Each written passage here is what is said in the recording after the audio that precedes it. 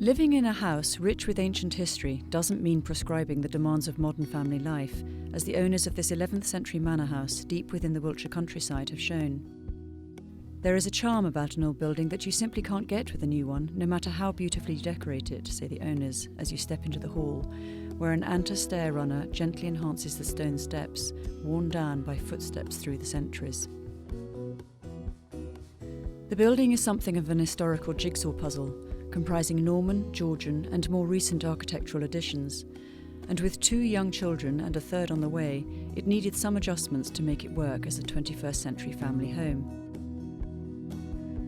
At the suggestion of interior designer Emma Sims-Hilditch, the original and vast drawing room of the hall has now been turned into an open-plan kitchen dining room, complete with an early oak reproductions dining table and an Aga.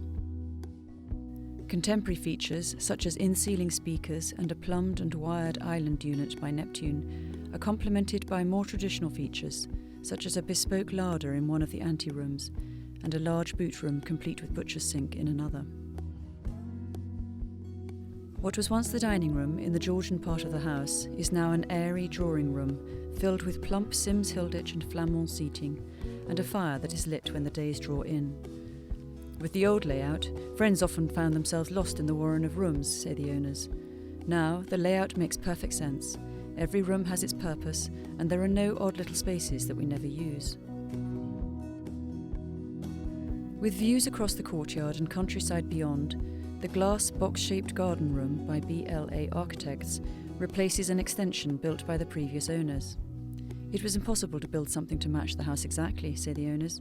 The listed buildings officer was happier with a more modern design instead of some pastiche of a Victorian conservatory that wouldn't have looked right at all. Upstairs, the lofty, beamed rooms have been decorated with classic country house references.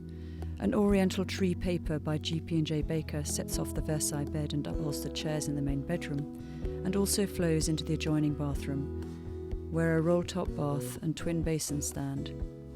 The overall effect is pretty, but in a way that doesn't make my husband feel as if he's in a girl's room, says the owner. The children's rooms have been arranged to include spare beds, as the family enjoys a constant stream of friends who come to stay. Patterned fabrics and papers such as Ferdinand by Sandberg have been chosen to endure the wear and tear that inevitably follows.